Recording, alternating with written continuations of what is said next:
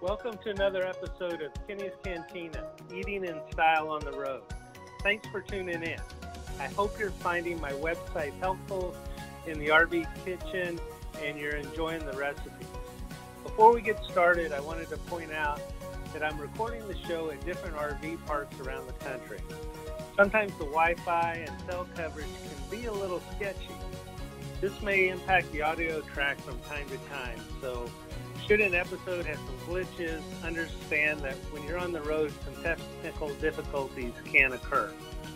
Also, depending on internet coverage of where I'm staying at, sometimes there can be a lag as to when I can upload shows. So any delays is because of internet coverage. So thanks for understanding and your patience in this.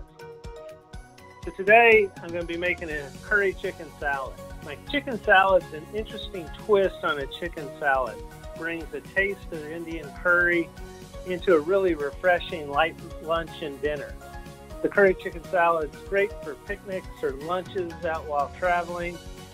Prep time for this only takes about 15 minutes, and you can serve 4 to 6 with the recipe that we're going to make today. As far as storage goes, 3 days in the refrigerator, this will still be fresh, and I don't think it'll last that long. You'll eat it up before then.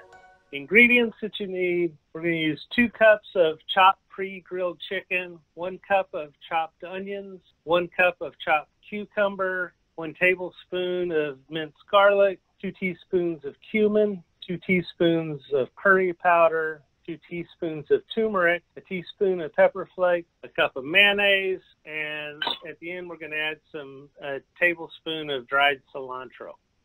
So the first thing that you want to do is chop your chicken into bite-sized pieces. So let's get that out. I like to use just in the grocery store, you can find the grilled chicken strips already pre-cooked, and this just makes the dish easy and quick to make. Okay, that should be 2 cups. Let's measure. All right, let's put that into the mixing bowl. And every good dish needs some onions, so let's chop up the onions. I like sweet onions myself. They're kind of not as pungent, and they don't make your eyes water. So I'm going to cut that up into about 1/4-inch dices. Let's add that in. Okay. Then the cucumber, I'm going to slice the ends off. And I'm going to take my peeler and peel cucumber. Now, one thing, you don't have to peel this. You can use the unpeeled, but today I'm peeling it. Make it a little smoother bite when I'm eating it. I'm going to slice these down. And then I'm going to go crossways, dicing them about into 1/4 inches, just like the onions. And add that to it. Next, take my minced garlic. Let me get my measure out. All right. Add that. Let's get some cumin. It's my cumin. Now the curry powder. Let me measure that out. And then finally the turmeric. That curry is going to give you that Indian flavor, a little bit of spice. The turmeric is going to help to color the dish yellow. Let's put the turmeric in. All right, so the turmeric, let me put that back. And the last thing is the pepper flakes. So I don't put that much in it, just to give it a little bit of zing. All right, let me mix all of this together. I want that all together. I'm doing this before I actually add the mayonnaise. I want the spices to sure and cover all the chicken. All right, so it's all well coated, and it has kind of a yellow color to it, and that's going to become stronger. That color is going to become brighter when we add the mayonnaise. Now let me open up the mayonnaise jar. fill up my cup. All right, let's put that in. All right, so I'm going to start mixing this up. So when I was creating this dish initially, like I said, I was looking for something different. I didn't see any recipes out there really for a curry chicken salad. And my thoughts were that a lot of curry dishes use yogurt. So I made up 2 batches, one with mayonnaise and one with yogurt. And then I went out around the RV park with crackers and the 2 different dishes and had people try both. And by far the winner was the mayonnaise. So now the last thing that I'm going to do is I'm going to add dried cumin flakes to this. And what this is going to do is just going to add a tinge of green color to the dish. And I add those last so that that green stays pronounced against the yellow background. Okay, so we've got this all mixed up. Let me get a crackers. And let me give it a taste. Spoon a little bit on there. It has that Indian taste to it. It's got that curry spice, a good color. The cucumbers add a lot to it. Gives it a kind of a fresh taste. So yeah, that's good. So now what I'm going to do is I'm going to chill this in the refrigerator for 30 minutes. And that chilling will help to seal those flavors and get it in so that you can really taste that spice even better than when I first had it. So now for serving this, you can put this on a salad. I like to put it on a pita bread and put it in a little ice cooler when I'm out on a hike. It's a great kind of pick-me-up when you're out on a hike. You can put it in sandwich bread or, as I just did, with crackers just to give it a taste. So it, just like you would do with any chicken salad or tuna salad, you can use that and eat that the same way. So I hope you enjoy it. I'm going to let that chill, and then I can pack it for my lunch. So some tips on this. I mentioned earlier, I buy pre-grilled chicken for this recipe. It just saves a lot of time. And you could also make it with, if you have leftover grilled chicken, or if you're going to grill chicken one night, throw an extra breast on, and then you can chop that up and use it. Or if you have leftover baked chicken, that would work as well. Or if you have rotisserie chicken, which I use in a lot of different recipes. I use it in the gumbo, and I use it in other things that can be handy as well. Also, today I peeled the cucumber. You can leave the skin on, and I do that as well sometimes. I just kind of go back and forth on it, and it'll make that cucumber a little more crunchy than the peeled cucumber. As far as the pepper flakes go, I just add a little bit, but if you want a spicier dish, you can add more of the pepper flakes. It all depends on your heat preference. So think about that. And then also, finally on tips, like I said, that cilantro, I added at the end so it doesn't lose its color with the mayonnaise and all as you're mixing the main batch. I hope you enjoy your curry chicken salad. Remember, you can find this recipe and all my others on my website under the recipe tab. Now let's move on to Kenny's Q&A time. My last episode was on a New Orleans-style gumbo. It generated several questions. I appreciate your comments and your questions. I love this Q&A portion of the show. It's become quite popular with listeners, and I love to do the research and go through the thought process to come up with the answers to your questions. And hey, I'm all about sharing and exploring new ideas, and your questions get me hitting the books and getting my creative juices going. So thanks for the questions and comments. Let's get to the mail. Susan from Florida and Tina from Montreal had questions regarding using filet gumbo powder. Filet gumbo it's ground sassafras, and it gives the gumbo kind of an earthy taste. Yeah, it's definitely adds interest to your gumbo, interesting flavor. And sassafras is actually kind of what they make root beer out of. sarsaparilla you've heard, that's made out of sassafras.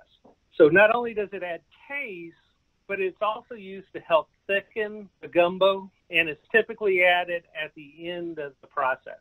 Now, depending on where you live, you can find it at the grocery store or a specialty food shop. If you can't find it locally, you can always order it online.